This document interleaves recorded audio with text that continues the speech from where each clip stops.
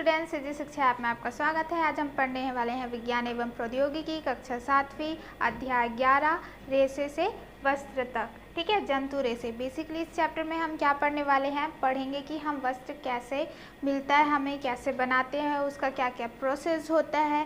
ठीक है, और वो मोस्टली हम कौन से वस्त्र देखेंगे, ठीक है, जंतु रेशे। जंतु रेशे से जो हमें वस्त्र प्राप्त होते हैं उसी के बारे में हम इस चैप्टर में डील करेंगे। तो चलिए ये क्लास स्टार्ट करते हैं। पिछली कक्षा में आपने कुछ पादप रेशों के बारे में पढ़ा है ना। आपने पिछले कक्षा में जैसे कि आपका नायलॉन हो गया, रेयॉन हो गया, वूल हो, है ना, ये सारे क्या हैं आपके पादप के उसमें है, केमिकल सिंथेटिक्स रहते हैं, उससे हमने पढ़ा था। तो इस चैप्टर में हम बेसिकली जिन जानवरों से हमको वस्त्र मिलते हैं उसके बारे में पढ़ेंगे। तो पौधे के अलावा जंतुओं से भी हमें रेशे प्राप्त होते हैं। सोचिए कि कौन कौन से जंतुओं से हमें रेशे प्राप्त होते हैं। ठीक है, तो यहाँ पर बोला जा रहा है कि आपको पादप से क्या है, रेशे प्राप्त होते हैं, साथ में आपका क्या होता है, जंतुओं से भी प्राप्त होते हैं। ठीक है, आपसे क्वेश्चन किया जा रहा है क्या जंतुओं से भी क्या होते हैं, आपको रेशे प्राप्त होते हैं, तो हाँ बिल्कुल होते हैं। फिर आपसे क्वेश्चन किया जा रहा है कि ऐसे कौन कौन से जंतु हैं जिससे आपको क्या मिलेगा, रेशे मिलते हैं। तो जैसे आप भेड़ जान रहे हैं ना, भेड़ से हमको क्या मिलता है, ऊन मिलता है। और भी सारे जंतुएं होते हैं जिनसे हमें क्या मिलता है, रेशे। जैसे सामान्यतः भेड़, बकरी, याक, ऊंट, खरगोश, घोड़ा तथा रेशम के कीटों आदि से हमें रेशे प्राप्त होते हैं। तो आप देख सकते हैं भेड़ तो हमको पता ही था, बकरी हो गया, खरगोश हो गया, याक हो गया, है ना, ऊंट, ये और क्या है आपके रेशम के कीट, इनसे हमें क्या मिलता है, रेशे प्राप्त होते हैं। और ये सभी क्या हैं आपके जंतु हैं, इसलिए हम इसे क्या कहते हैं, जंतु रेशे। ठंड के दिनों में आप कौन से वस्त्रों का उपयोग करते हैं। आपसे क्वेश्चन किया जा रहा है कि जब ठंड आती है तो आप कौन सा वस्त्र करते हैं, आप ऊनी वस्त्र धारण करते हैं। ये वस्त्र किससे बने होते हैं, है ना, ऊन से बने हुए रहते हैं। और ऊन हमें कहाँ से मिलता है, आपका भेड़ से मिलता है।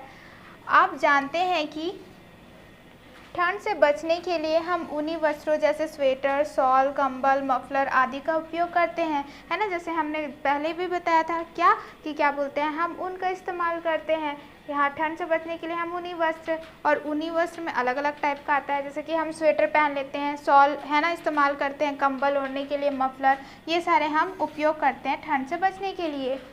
ये जंतुओं से प्राप्त ऊन से बने हो सकते हैं। ठीक है, ये बोला जा रहा है कि आपको जो स्वेटर, शॉल, ये सारे जो आप यूज़ करते हैं, ये जंतुओं की क्या है, आपसे जंतुओं से प्राप्त जो ऊन है उससे बन सकते हैं।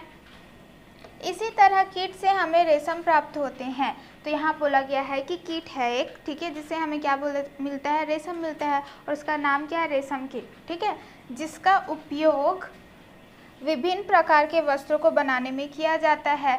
तो यहाँ पर बोला गया है एक कीट है जिससे हमें रेशम प्राप्त होता है, और उससे हम क्या कर सकते हैं, अलग अलग प्रकार के वस्त्र बना सकते हैं। रेशम आदि रेशे हमें जंतुओं से प्राप्त होते हैं, इसलिए इन्हें जंतु रेशे कहते हैं। क्योंकि हमें ये जो रेशे हैं किससे मिल रहे हैं, जंतु से मिल रहे हैं, इसलिए हम इसे जंतु रेशे कहते हैं। ठीक है, तो आपको ये पता चल गया है कि हमें पादप से भी रेशे प्राप्त होते हैं और हमें जंतुओं से भी रेशे प्राप्त होते हैं। जो जंतुओं से रेशे प्राप्त होते हैं उसे हम कैसे कहते हैं, जंतु रेशे। ठीक है, तो चलिए आगे पढ़ते हैं। आइए जंतु रेशे के बारे में विस्तार से जानें। तो हम क्या करेंगे, अच्छे से और इसे पढ़ाई करेंगे कि जंतु रेशे कितने टाइप के हो सकते हैं, कैसे मिलते हैं, कैसे बनाए जाते हैं। ऊन, ठीक है, यह भेड़, बकरी, याक तथा ऊँट आदि से प्राप्त किया जाता है।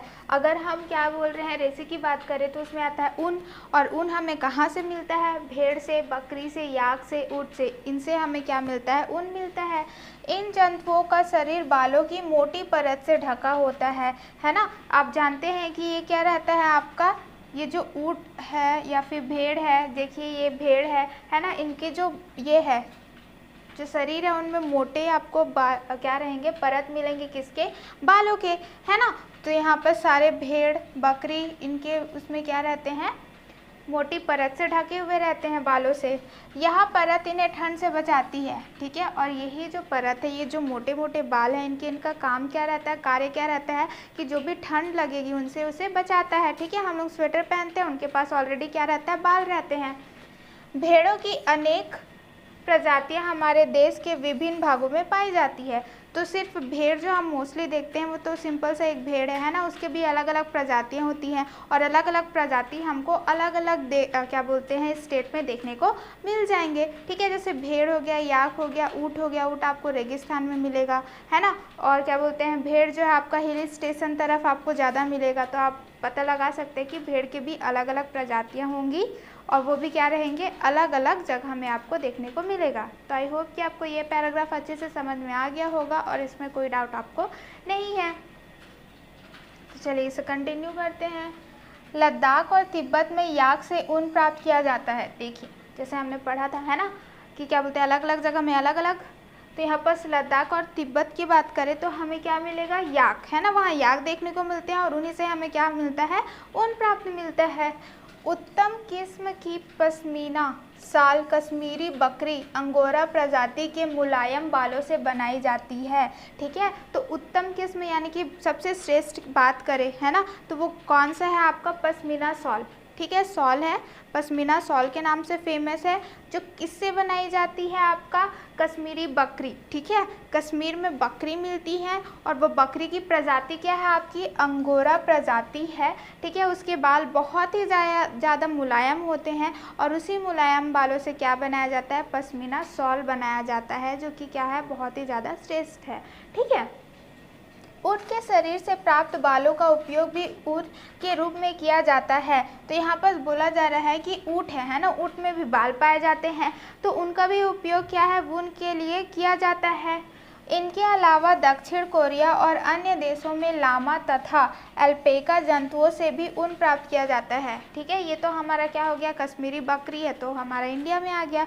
लेकिन अगर हम दूसरे क्या करें, कंट्री की बात करें, जैसे दक्षिण कोरिया हो गया, सॉरी, या फिर और कोई देश हो गया, तो उसमें क्या रहते हैं, हमारे यहाँ भेड़ है, बकरी है, तो उनके यहाँ लामा, ठीक है, और क्या पाया जाता है, अल्पेका। ठीक है, वो भी भेड़ की एक प्रजाति है जो कि उससे ऊन प्राप्त किया जाता है। तो आई होप कि आपको ये भी पैराग्राफ अच्छे से समझ में आ गया होगा। तो चलिए कंटिन्यू करते हैं। ठीक है, एक विशेष प्रजाति के खरगोश से प्राप्त कर सफ़ेद रेशमी तथा मुलायम होते हैं, जिससे उच्च गुणवत्ता युक्त कपड़े तैयार किए जाते हैं। ठीक है, तो एक विशेष प्रजाति का यहाँ पास नाम आपको नहीं दिया गया है, पर एक खरगोश होता है। ठीक है, खरगोश के बाल को क्या किया जाता है, आपका वो सफ़ेद रेशम निकालने के लिए उपयोग किया जाता है। क्यों, क्योंकि उनके जो बाल होते हैं वो बहुत ही ज़्यादा क्या रहते हैं, मुलायम रहते हैं। ठीक है, और जो उससे हम कपड़े बनाएंगे, उस रेशे से हम क्या करेंगे, कपड़े बनाएंगे। तो वो जो रहेगा कपड़ा वो उच्च गुणवत्ता युक्त रहता है ना, उसमें बहुत ज़्यादा क्या रहता है, वो अच्छा क्वालिटी का रहता है और उसी से क्या किया जाता है, सफ़ेद रेशम से उसे तैयार किया जाता है।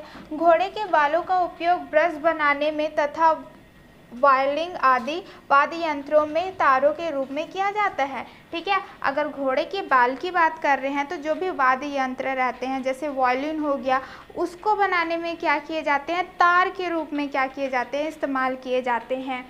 ये मजबूत, मुलायम तथा पतले होते हैं। क्यों किए जाते हैं, है ना, क्योंकि ये क्या है, आपका जो घोड़े के बाल हैं वो क्या रहते हैं, एकदम मजबूत भी रहेंगे, मुलायम भी रहते हैं और पतले रहते हैं, जिसके वजह से क्या होते हैं, वो वाद्य यंत्रों में उपयोग में किए जाते हैं, है ना। प्लस उसका क्या रहता है, ब्रश बनाने के लिए भी इस्तेमाल किया जाता है। इनका उपयोग घर की सजावट में भी किया जाता है। ठीक है, और इनका उपयोग क्या किया जाता है, घर के सजावट में भी किया जाता है।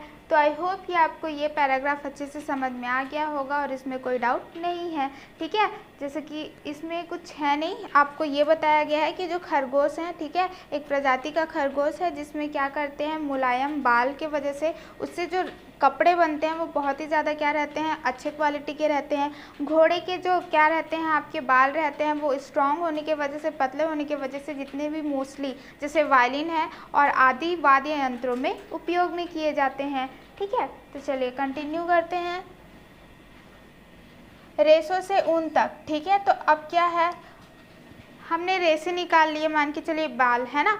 फिर अब क्या है, रेशे से ऊन कैसे प्राप्त होंगे, हमको ऊन प्राप्त करने के लिए भेड़ों को पाला जाता है। तो सबसे पहले अगर हमें ऊन चाहिए तो ऊन को प्राप्त करने के लिए क्या करना पड़ेगा, हमको भेड़ चाहिए, है ना। तो पहले वहाँ पर क्या करते हैं, भेड़ों को पाला जाता है।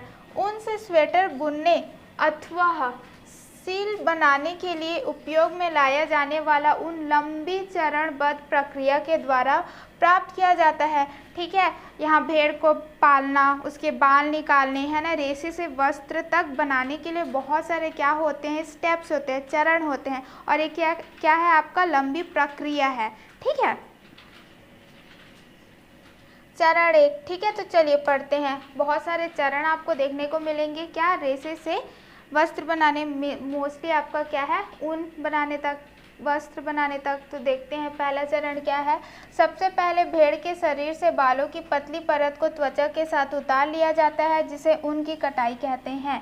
ठीक है, तो सबसे पहले क्या करेंगे, अब उनके बाल हैं, जैसे आप लोग भी हेयर कट करवाते हो तो आपको कोई नुकसान नहीं पहुंचता है, उसी प्रकार क्या है, उनके बालों को क्या करते हैं, निकालते हैं। ठीक है, निकाल लेंगे। ठीक है, त्वचा के साथ उतार दिया जाता है। पतला क्या रहेगा, लेयर भी उसके जो त्वचा का रहता है वो भी क्या हो जाता है, साथ में निकल जाता है। ठीक है, पहले उसे क्या कर लिए, निकाल लिया गया। ठीक है, उसे ही हम क्या कहते हैं, ऊन की कटाई कहते हैं। ठीक है, फिर प्रायः बालों को गर्मी के मौसम में काटा जाता है, ताकि भेड़ के शरीर पर बालों का सुरक्षात्मक आवरण न होने पर भी वह जीवित रह सके।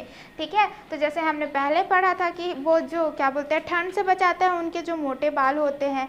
तो इसे कब उतारा जाता है, कब कटाई की जाती है इनके बालों की, जब गर्मी हो, ताकि जब ठंड आए तो फिर से उनके बाल वापस आ जाए और उन्हें क्या हो, ठंड से वो बच सके। ठीक है, भेड़ के बाल उसी तरह से काटे जाते हैं जैसे आपके बाल। बाल काटने से भेड़ों को विशेष कष्ट नहीं होता, क्योंकि त्वचा की सबसे ऊपरी परत अधिकांशतः मृत कोशिकाओं से बनी होती है। ठीक है, तो यहाँ पर बोला जा रहा है भेड़ के बाल कैसे काटते हैं, जैसे आपके। ठीक है, और मोस्टली जब उसका एक जो पतला त्वचा निकलता है ना, जब उसकी कटाई होती है तो भी उन्हें कष्ट नहीं पहुंचता है। क्यों नहीं पहुंचता है, क्योंकि जो ऊपर परत रहता है वो अधिकांश क्या रहता है, आपका मृत रहता है, मतलब डेड सेल्स पाए जाते हैं, जिसके वजह से जब उनके बाल उतारे जाते हैं त्वचा के साथ तो उन्हें बिल्कुल भी तकलीफ नहीं होती है। तथा भेड़ के बाल फिर से उग जाते हैं, है ना, जैसे आपके बाल आ जाते हैं वैसे भेड़ के भी बाल आ जाते हैं। बाल ऊनी रेशे प्रदान करते हैं। ठीक है, और उनके जो बाल है उसी से हम क्या करते हैं, ऊनी के रेशे बनाते हैं, थ्रेड बनाते हैं, जिन्हें संसाधित करके ऊन प्राप्त किया जाता है। ठीक है, फिर उसके बाद और भी प्रक्रिया की जाती है, जिससे वो क्या किया जाता है, फिर हमें ऊन प्राप्त हो जाता है। ठीक है, तो आई होप कि आपको पहला चरण समझ में आ गया होगा कि देखो रेशे क्या होते हैं, सिर्फ एक धागा है समझिए, फिर उस धागे को बहुत सारे प्रोसेस से गुजरना पड़ता है, तब जाके आपका क्या बनता है, क्लॉथ बनता है ना, वस्त्र बनता है। तो ये रेशे से जब हम वस्त्र बना रहे हैं तो बहुत सारे प्रक्रिया होती हैं। तो पहला चरण हमने देखा है ना, पहले चरण में होता क्या है, बालों को उतारा जाता है। क्लियर इतना। अब फिर नेक्स्ट चरण में क्या होगा आपका, चरण 2 में क्या है, त्वचा सहित उतारे बालों को टंकियों में डालकर अच्छी तरह धोया जाता है, ताकि चिकनाई, गंदगी, धूल, ठीक है, के कण आदि निकल जाए। यह प्रक्रिया अभी मार्जन कहलाती है। ठीक है, तो यहाँ पर क्या होता है, अब बालों को निकाल लिया, बालों को निकालने के बाद क्या किया जाता है, उसे अच्छे से धोया जाता है। क्यों धोया जाएगा, ताकि उसमें जो भी गंदगी है वो अच्छे से क्या हो जाए, निकल जाए। ठीक है, और ये जो प्रोसेस है उसे क्या बोला जाता है, अभिमार्जन कहा जाता है। क्लियर इतना। तो अगर आपसे क्वेश्चन किया जाएगा अभिमार्जन क्या है, तो आप बोल सकते हैं कि उस क्या है, आपका जो बाल उतारे गए हैं, है ना, भेड़ के, उसे क्या करना, धोना, क्या कहलाता है, आपका अभिमार्जन कहलाता है, ताकि जो भी उनकी गंदगी है वो हट जाए, साफ हो जाए। फिर चरण 3 क्या है आपका, अभिमार्जन के बाद छटाई की जाती है। ठीक है, रोएदार बालों को कारखानों में भेजा जाता है, जहां विभिन्न गठन वाले धागों को छाटा जाता है। तो तीसरा क्या होता है, छटाई आप बोल सकते हैं। ठीक है, सबसे पहले हमने निकाल लिया, धो लिया, फिर उसके बाद क्या होती है, छाटते हैं। जो भी अच्छे हैं, रोएदार हैं, उसे क्या किया जाता है, कारखानों में भेजा जाता है, जहाँ क्या होता है, विभिन्न गठन वाले धागों को क्या किया जाता है, छाटा जाता है। ठीक है, कौन सा अच्छा है उसे छाटेंगे और उसे क्या बनाएंगे, आपका ऊन बनाएंगे। ठीक है, छटाई हो रही है तीसरे चरण में। फिर चौथा चरण में क्या होता है, अगले चरण में बालों से छोटे छोटे कोमल व फूले हुए रेशों को छाट लिया जाता है। ये बर कहलाते हैं, है ना। आपके स्वेटर में आपने कई बार नोटिस किया होगा कुछ कुछ ऐसे रेसे बाहर निकल जाते हैं, ठीक है। ये जो रेसे बाहर निकल रहे हैं वो क्या कहलाते हैं, बर कहलाते हैं, है ना। उसे ही क्या कहते हैं, चौथे चरण में निकाल दिया जाता है, छाट लिया जाता है। कभी कभी ये बर हमारे स्वेटर पे इकट्ठे हो जाते हैं, इसके बाद रेसी का पुनः अभिमार्जन कर उन्हें सुखाया जाता है, ठीक है। तो आप क्या बोल रहे हैं, ये छोटे छोटे कोमल व फूले जो रेशम है उसे क्या कर दिया जाता है, हटा दिया जाता है, जिसे बर कहते हैं, है ना। आपको बोला भी जा रहा है ये कभी आपको स्वेटर में देखने को मिलते हैं। इतना छाटने के बाद, बर को हटाने के बाद क्या किया जाता है, फिर से जो रेसे हैं, है ना, जो रेसे उन्हें फिर से क्या किया जाता है, धोया जाता है, ठीक है। फिर उसे धो के सुखा दिया जाता है। यही धागे के रूप में काटने के लिए उपयुक्त होते हैं, ठीक। फिर और यही जो फिर उसके बाद क्या है, सुखा लिया, सुखाने के बाद उसे ही हम क्या करते हैं, काटने के लिए उपयोग में लाते हैं। चरण 5 में क्या होता है, रेशों को विभिन्न रंगों में रंगा जाता है, फिर उसे क्या कर दिया जाता है, रंग दिया जाता है, ठीक है। तो चरण 1 में क्या किया है, हमने बालों को निकाल लिया है। सेकंड में क्या किया है, उसे धो लिया है। फिर तीसरे चरण में हम क्या कर रहे हैं, जो भी रोएदार क्या बोलते हैं धागे उसे अलग कर दिया जा रहा है। फिर चौथे चरण में क्या कर रहे हैं, हम जो भी बर है उसे निकाल रहे हैं, फिर से धो रहे हैं। फिर धोने के बाद हम क्या कर रहे हैं, उसे रंग रहे हैं, ठीक है। फिर चलिए कंटिन्यू करते हैं। आप यहाँ पर देख सकते हैं, है ना, कि भेड़ की ऊन उतार रहे हैं, कट कर रहे हैं, ठीक है। फिर टंकियों में अभिमार्जन, है ना, फिर उसे क्या कर रहे हैं, धो रहे हैं। धोने के बाद क्या कर रहे हैं, मशीनों द्वारा अभिमार्जन, ठीक है। अगर वो ढंग से नहीं हुआ है तो मशीनों द्वारा कर रहे हैं। फिर यहाँ क्या है, मशीन के द्वारा ही धागा बनाया जा रहा है, ठीक है। चरण 6वां, रंगने के बाद रेशों को सीधा करके सुलझाया जाता है और फिर लपेट कर उसे धागा बनाया जाता है, ठीक है। फिर उसके बाद क्या करेंगे, उसे धो लिया, सुखा लिया, उसके बाद उसे क्या किया जाता है, सीधा किया जाता है, रंग दिया, है ना, रंग दिया, सुखा दिया, फिर उसे क्या कर रहे हैं, सीधा कर रहे हैं। फिर सीधा करने के बाद क्या कर रहे हैं, उसे लपेटना स्टार्ट कर रहे हैं और लपेट के क्या बना रहे हैं, धागा बना रहे हैं। इसे सेलिंग कहते हैं, ठीक है। तो इसे क्या कहते हैं, सेलिंग कहते हैं। अब लंबे रेशों को काटकर स्वेटर तथा छोटे रेशों को काटकर ऊनी वस्त्र बुने जाते हैं, ठीक है। तो इससे क्या होगा, इससे ये जो प्रक्रिया है जिसमें हम क्या कर रहे हैं, उसे सीधा कर रहे हैं रंगने के बाद और उसे धागा बना रहे हैं, उसे हम क्या कहते हैं, सेलिंग कहते हैं। अब जो लंबे रेशे हैं उसे काटकर हम क्या करते हैं, स्वेटर बनाते हैं, और जो छोटे रेशों को काटकर हम क्या बनाते हैं, ऊनी वस्त्र को बुनते हैं, ठीक है। तो आई होप कि आपको ये समझ में आ गया होगा और इसमें आपको कोई डाउट नहीं है। तो चलिए नेक्स्ट टॉपिक देखते हैं, रेशम, है ना। रेशम एक प्रकार का महीन, चमकीला और दृढ़ रेशा होता है जो प्राकृतिक रूप से प्रोटीन का बना होता है। अगर हम रेशे, है ना, इससे पहले हम उनकी बात कर रहे थे, अब हम किसकी बात करेंगे, रेशम। तो रेशम क्या है, आपका एक प्रकार का महीन, चमकीला, है ना। जब आप रेशम के धागे को देखोगे बहुत ज़्यादा क्या है, उसमें चमक रहती है। दृढ़ रेशा होता है जो हमें प्राकृतिक रूप से मिलती है, क्योंकि वो जंतु से मिल रही है, तो कैसा हो गया, प्राकृतिक हो गया। और वो किसका बना हुआ रहता है, प्रोटीन का बना हुआ रहता है। इन रेशों से विभिन्न प्रकार के वस्त्र बनाए जाते हैं, ठीक है। और ये जो रेशम है, रेशम के रेशे हैं, उससे बहुत अलग अलग प्रकार के क्या बनाए जाते हैं, वस्त्र बनाए जाते हैं।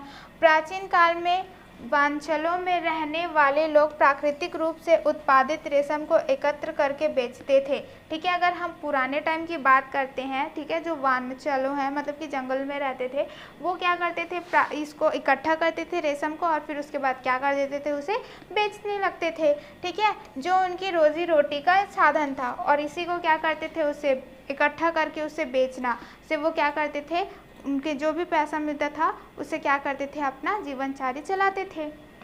वर्तमान में रेशम उत्पादन एक बड़े उद्योग के रूप में विकसित हो चुका है, लेकिन अगर हम आज की बात करें तो रेशम जो बेच रहे हैं, खरीद रहे हैं, वो क्या हो गया, बहुत ही ज़्यादा क्या हो गया, बड़े उद्योग में ट्रांसफ़र हो गया है, कन्वर्ट हो गया है ना। रेशम कीट अनेक किस्म के होते हैं, तो हमको रेशम किससे मिलता है, रेशम कीट से। और रेशम कीट की बात करें तो हम भी क्या करते हैं, अलग अलग टाइप के हमको रेशम कीट देखने को मिल जाएंगे, ठीक है। और उनसे प्राप्त होने वाले रेशम के धागे गठन में अलग अलग होते हैं। रेशम मुख्यतः 2 प्रकार के होते हैं, ठीक है। तो अलग अलग टाइप के होते हैं, तो अलग अलग धागे गठन में हमको मिलते हैं। अगर हम जनरली देखें तो वो 2 टाइप के होते हैं, ठीक है। तो चलिए देखते हैं कि कौन सा 2 टाइप का आपको रेशम देखने को मिल जाएगा।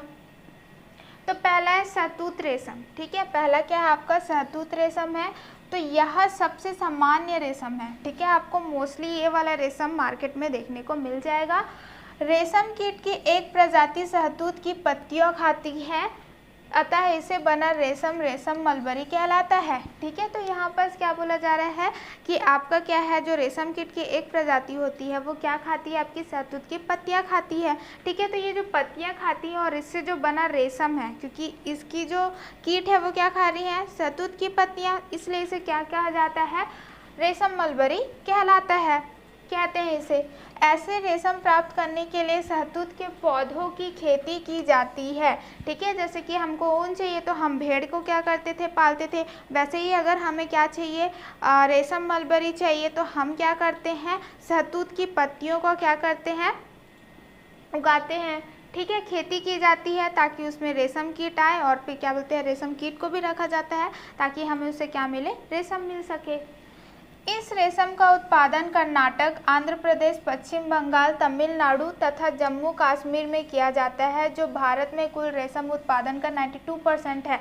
तो अगर हम शहतूत रेशम देखें तो कहाँ कहाँ पर हमको देखने को मिल जाएगा इंडिया में, कर्नाटक में, आंध्र प्रदेश में, पश्चिम बंगाल में, तमिलनाडु में, जम्मू कश्मीर में, ये सारे स्टेट में आपको देखने को मिल जाएगा। और जितने भी रेशम के उत्पादन होते हैं उसका 92% यहीं से हमारा जाता है, ठीक है।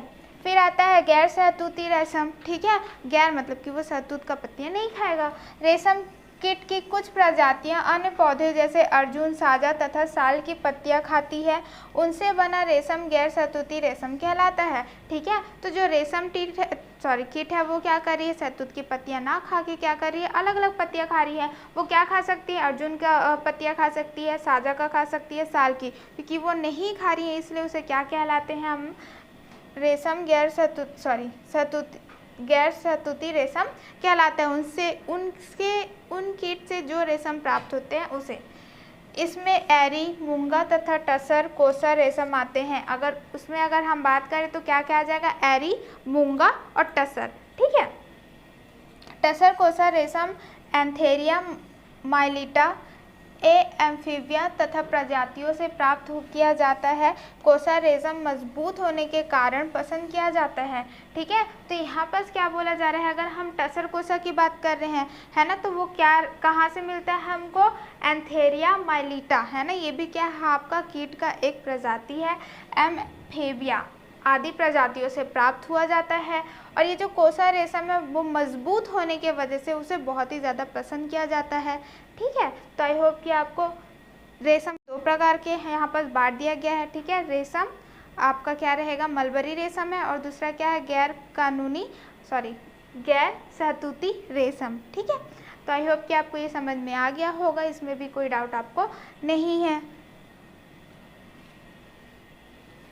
छत्तीसगढ़ में कोसा रेशम का उत्पादन बहुतायत से किया जाता है। अगर हम इंडिया की बात कर रहे थे, है ना, अगर हम छत्तीसगढ़ का पर्टिकुलर बात करते हैं तो वहाँ पर भी मतलब कि बहुत अधिक मात्रा में इसका उत्पादन होता है। कोरबा, जांजगीर चांपा, जगदलपुर, रायगढ़ आदि जिलों में यह उद्योग का रूप ले चुका है। अगर हम कुछ इस डिस्ट्रिक्ट की बात करें, जैसे कोरबा, जांजगीर चांपा और जगदलपुर, रायगढ़, तो ये क्या है, बहुत बड़े उद्योग में यहाँ पर आपको बहुत सारे क्या देखने को मिल जाएंगे, रेशम देखने को मिल जाएंगे। अतः शासन के द्वारा इन जिलों में अर्जुन, साल तथा साजा के वृक्षों को अधिक से अधिक मात्रा में लगाने पर जोर दिया जा रहा है, क्योंकि ये बहुत ज़्यादा उद्योग में क्या हो गया, स्थापित हो गया है। तो बहुत सारा क्या करता है, मुनाफा करता है। इसलिए जो गवर्नमेंट है वो क्या बोला है कि जो आपका अर्जुन हो गया, साजा हो गया, उसके पेड़ को बहुत से बहुत ज़्यादा यहाँ पर लगाया जाए।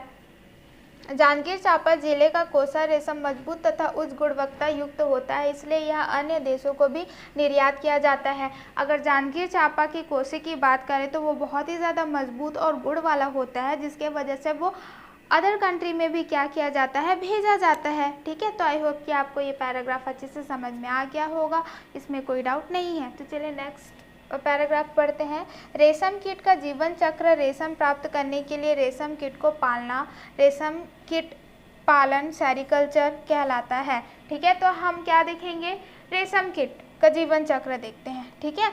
अब हमको क्या चाहिए रहता है, हम रेशम कहाँ से पाते हैं, रेशम कीट से पाते हैं। वो अलग बात है कि अलग अलग क्या रहते हैं, उसमें प्रजाति रहते हैं, लेकिन सभी प्रजाति का जो जीवन चक्र है वो क्या होता है, सामान्य रूप से ही होता है। ठीक है, तो रेशम प्राप्त करने के लिए रेशम कीट को पालना, तो उसको हमको चाहिए तो क्या करना पड़ेगा, पालना पड़ेगा। ठीक है, तो रेशम कीट को जो हम पालते हैं, तो रेशम कीट को पालना ही क्या कहलाता है, आपका सेरीकल्चर कहलाता है। ठीक है, रेशम कीट की सभी प्रजातियों का जीवन चक्र 4 अवस्थाओं में पूरा होता है। तो जितने भी आपके रेशम कीट होते हैं 4 अवस्था में पूरी तरह से अपना जीवन चक्र को खत्म करते हैं। ठीक है, तो चलिए जानते हैं कि 4 अवस्था वो कौन कौन सी है। ठीक है, तो चलिए पहले क्या करते हैं, चित्र से ही समझते हैं। सबसे पहले क्या होता है, ठीक है, ये शिशु कीट है, वो क्या कर रहा है आपका, मान के चलिए कीट है, वो क्या कर रहा है, अंडा दे रहा है। ठीक है, अंडा से फिर वो क्या होते हैं, फूटते हैं और लार्वा में कन्वर्ट होते हैं। और लार्वा क्या करेगा, पत्तियों को खाएगा, पत्तियों पर खा खा के बड़ा हो जाएगा। ठीक है, फिर पत्तियों में खाने के बाद क्या है, जो लार्वा है उसके मुख से क्या रहता है, एक द्रव्य निकलता है। ठीक है, वो जो द्रव्य रहता है वो अपने चारों ओर क्या होता है, उसे लपेट लेता है। ठीक है, तंतु टाइप का रहता है, वो पूरी तरह से अपने शरीर पे लपेट लेता है। जब वो द्रव पूरी तरह से उसके शरीर में लपटा जाता है तो वो क्या कहलाता है, कोकून कहलाता है। देखिए ऐसे इस प्रकार। ठीक है, कोकून में क्या रहता है, एक प्यूपा, फिर वो क्या होता है, जो लार्वा था वो क्या होता है, प्यूपा में चेंज होता है। फिर जैसे ही वो कोकून से बाहर निकलता है तो वो किस प्रकार हो जाता है, शिशु कीट। फिर वो बड़ा होगा, बड़ा होकर फिर अंडा देगा। ठीक है, इस प्रकार से उनका जो जीवन चक्र है वो चलता ही रहता है। अंडा से लार्वा, लार्वा से प्यूपा, प्यूपा से कीट या फिर मौत। ठीक है, 4 स्टेज उसका क्लियर हो गया। ठीक है, पहला क्या है, अंडा, फिर लार्वा, फिर उसका होता है क्या, कोकून के अंदर जो है आपका प्यूपा, फिर उसके बाद क्या रहेगा, कीट या फिर आपका ये जो है एडल्ट कीट या फिर मौत। क्लियर इतना? तो आई होप कि आपको ये जीवन चक्र का जो चित्र है समझ में आ गया होगा। तो चलिए इसे और अच्छे से क्या करते हैं, डील के साथ पढ़ते हैं। तो मादा रेशम कीट अंडे देती है जिनसे लार्वा निकलते हैं। ठीक है, तो जो मादा कीट रहेगी वो क्या करेगी, अंडा देगी। ठीक है, अंडा से फिर वो जब निकलता है तो क्या आता है, वो लार्वा। ये लार्वा पत्तियां खाकर वृद्धि करते हैं, फिर वो पत्तियां खाएंगे और अपना साइज को बढ़ाएंगे। लार्वा विशेष प्रकार के द्रव का स्राव करते हैं। यह द्रव उनके मुंह से निकलकर हवा के संपर्क में आने से कड़ा होकर रेशम बनता है। तो यहाँ पर क्या होता है, ये क्या है, उनके मुख से है ना, उनके मुख से विशेष प्रकार का क्या निकलता है, द्रव निकलता है। ठीक है, और यह जो द्रव है वो जब निकलती है बाहर, अगर वो हवा के संपर्क में आ जाती है तो कड़ा हो जाता है, और यही जो कड़ापन है, ठीक है, उसे ही हम क्या कहते हैं, रेशम कहते हैं। ठीक है, लार्वा इस प्रकार बने रेशम को अपने चारों ओर लपेटता जाता है, जिससे वह पूरी तरह रेशम के तंतुओं से ढक जाता है ना। और यही जो क्या है, आपका लार्वा मुख से निकाल के वो पूरे अपने शरीर में क्या करता है, ढक लेता है, उसे ही हम क्या कहते हैं, कोकून कहते हैं। लार्वा की यह अवस्था कोकून कहलाती है। कोकून के अंदर लार्वा प्यूपा में बदल जाता है, और कोकून के अंदर क्या था, वो लार्वा ही तो अपने आप को लपेट रहा था, और वो किस में चेंज हो जाता है, प्यूपा में।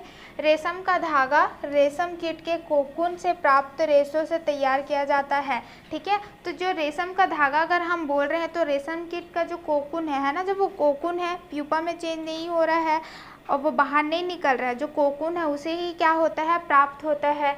ठीक है, यह रेशा स्टील के तार जितना मजबूत है। अगर हम ये कोकून की बात कर रहे हैं, वो इतना कड़क रहता है कि उसको किससे कंपेयर किया जा रहा है, आपका स्टील के तार से। इतना ज़्यादा क्या रहता है, वो मजबूत रहता है। तो आई होप कि आपको ये जीवन चक्र समझ में आ गया होगा।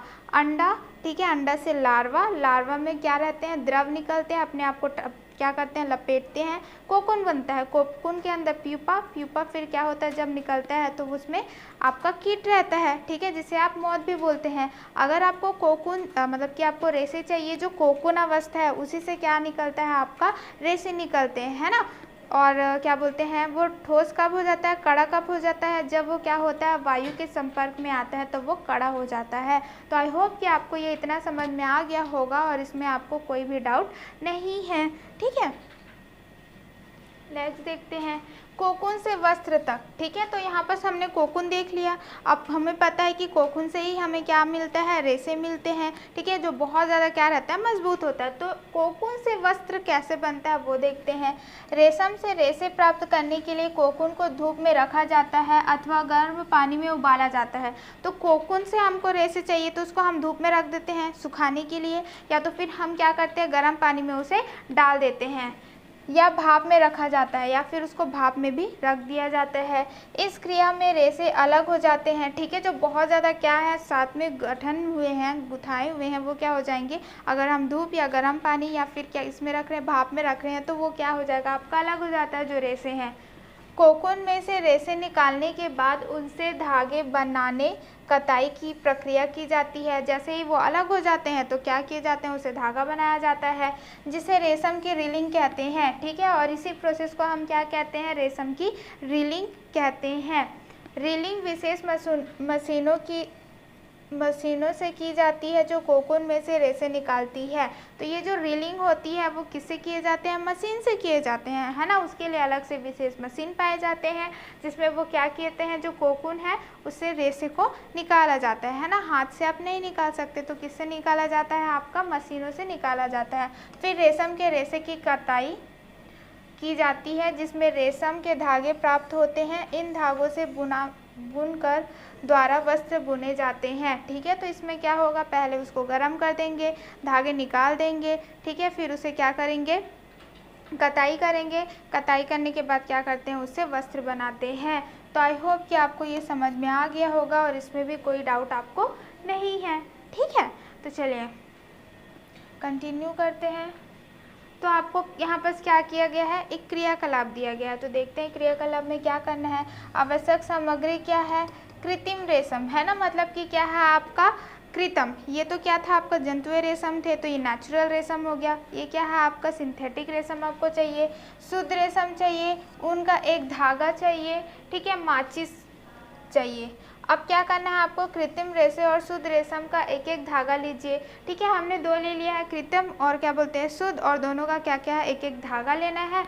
अब इन्हें सावधानी पूर्वक जलाइए। अब उसको क्या करना है, हमको माचिस के हेल्प से जलाना है। तो क्या आपको इनके जलने से उत्पन्न गंध में अंतर महसूस हुआ, ठीक है। जब आप उसे जलाएंगे तो आपको गंध देगा, है ना। तो वो क्या गंध में क्या डिफरेंस है वो आपको बताना है। तो अब उनके धागे को जलाइए। अब बोला जा रहा है उनके धागे को भी आपको जलाना है, ठीक। तो अगर आप देखेंगे, सबसे पहले बेसिक चीज़ ये है, हमने क्या देखा था, जो रेशम होते हैं वो प्रोटीन होते हैं, है ना। आपके बाल में भी प्रोटीन या केराटिन पाया जाता है। जब आप जलाएंगे तो कैसे, जैसे कि बाल जलता है ना, तो जो गंध आती है, वैसे ही जब आप ऊन और जब आप क्या बोलते हैं शुद्ध रेशम को जलाएंगे तो उसी प्रकार से आपको गंध आएगा। जबकि आप सिंथेटिक कपड़ा जलाएंगे या कृत्रिम रेशम जलाएंगे तो उसका क्या रहता है, गंध अलग रहता है, ठीक है।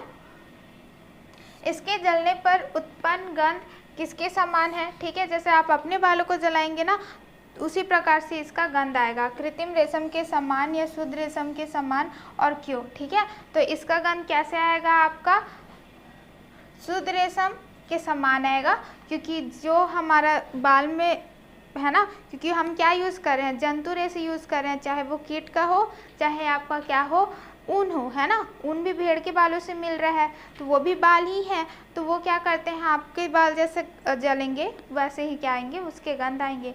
तो आई होप कि आपको ये क्रियाकलाप भी समझ में आ गया होगा और इसमें भी कोई डाउट आपको नहीं है। तो चलिए इसे कंटिन्यू करते हैं, ठीक है। इनके उत्तर दीजिए। तो यहाँ पर बोला जा रहा है क्या, कि पश्मीना क्या है, इसके रेशे किससे प्राप्त होते हैं। तो पश्मीना क्या है, आपका एक शॉल है, ठीक है, जो क्या रहता है, कश्मीरी जो बकरी रहती है ना, अंगोरा प्रजाति, उसके जो मुलायम बाल हुए रहते हैं उससे बने हुए रहते हैं, ठीक है। तो आई होप कि आपको ये क्वेश्चन और आंसर समझ में आ गया होगा।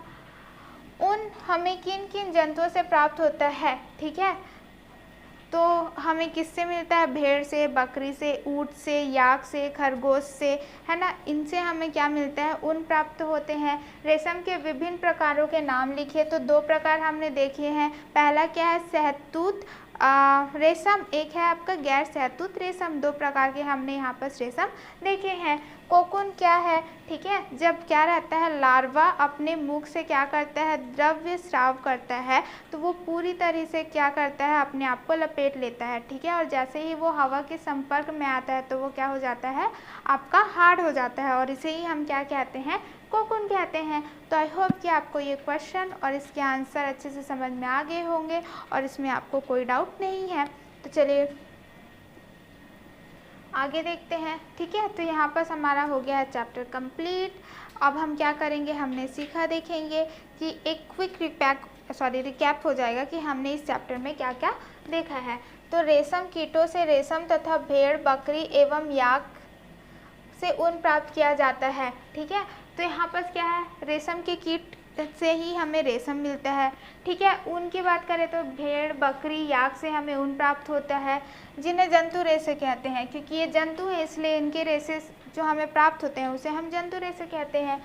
भेड़ के शरीर से बालों को उतार कर पहले अभिमार्जन तथा छटाई की जाती है और फिर सुखाने के बाद उन्हें काट कर उनसे ऊन प्राप्त किया जाता है, ठीक है। तो पहले हम क्या करते हैं, भेड़ के बाल को पहले उतार देंगे, फिर उसे धोते हैं, है ना, फिर उसे क्या करते हैं, फिर से छटाई करते हैं, फिर उसे धोते हैं, फिर रंगते हैं, फिर उसे सुखाते हैं, फिर उसे क्या करते हैं, काटते हैं, और काटने के बाद क्या बनाते हैं, ऊन बनाते हैं। रेशम मलबरी रेशम, टसर, मूंगा तथा एरी प्रकार का होता है, ठीक है। अगर हम रेशम बात करें तो कैसे कैसे होगा, मलबरी रेशम, टसर, मूंगा, एरी, इसी प्रकार के आपको रेशम इससे देखने को मिल जाएंगे। रेशम रेशे प्रोटीन से बने होते हैं, और जो रेशे होते हैं वो किससे बने होते हैं, रेशम के प्रोटीन से बने होते हैं। रेशम कीट को पालना रेशम कीट पालन सेरीकल्चर कहलाता है, ठीक है। अगर आप क्या कर रहे हैं, रेशम कीट को पाल रहे हैं तो वो क्या कहलाएगा, आपका रेशम कीट सेरीकल्चर कहलाता है। रेशम कीट के लार्वा से तरल पदार्थ स्रावित होता है जो हवा में सूखकर रेशम का रेशा बनाता है, ठीक है। जैसे हमें पता है कि क्या करता है, जो लार्वा है मुख से क्या निकालता है, एक विशेष प्रकार का द्रव्य, ठीक है, और वो क्या करेगा, उसे लपेटता है, जैसे संपर्क में आता है वो हार्ड हो जाता है, और वही जो कोकून है उसी से ही हमें क्या मिलता है, रेशे मिलते हैं। कोकून से रेशम के रेशों को अलग करके उसे धागा बनाने की प्रक्रिया रीलिंग कहलाती है, ठीक है। तो कोकून है, कोकून के क्या है, अब वो रेशम है, तो उसी रेशम को क्या करना है, अलग करना है ना। अब वो पूरा से गुथाया हुआ है, उसे हम जब अलग करते हैं और धागा बनाते हैं उसे ही हम क्या कहलाते हैं, रीलिंग कहलाता है, ठीक है, रीलिंग कहलाता है। तो आई होप कि आपको ये हमने सीखा समझ में आ गया होगा, है ना। तो अब हम क्या करेंगे, अभ्यास देखते हैं। तो अभ्यास में सबसे पहले है आपका क्या, नीचे दिए गए कथनों से सही या गलत की पहचान करें तथा गलत कथन को सही करके लिखें, ठीक है। तो यहाँ पर क्या है, आपको सही और गलत का दे दिया है, आपको सही है तो सही, अगर गलत है तो सही कहना है।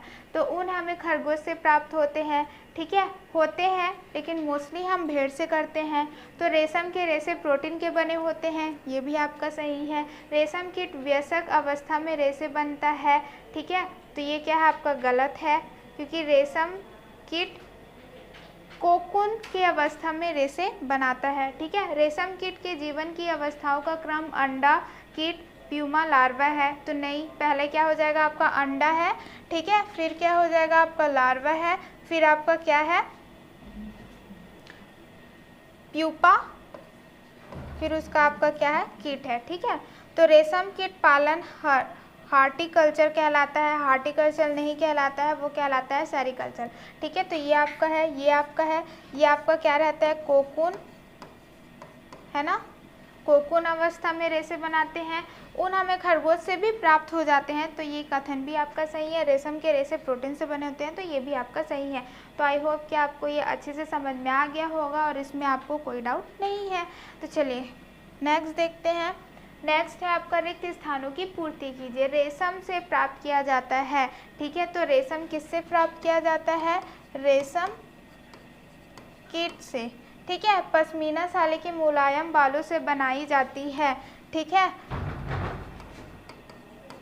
अंगोरा प्रजाति के मुलायम, है ना, बकरी, बेसिकली क्या है, बकरी है, ठीक है। वो कौन सा प्रजाति है, अंगोरा प्रजाति बकरी का है, उससे बनाया जाता है कि मुंह से निकला द्रव हवा के संपर्क में आने से सूख जाता है, ठीक है। तो लार्वा के मुंह से निकला द्रव हवा से संपर्क में आने से सूख जाता है। अभिमार्जन क्रिया में बालों को धोकर चिकनाई, ठीक है,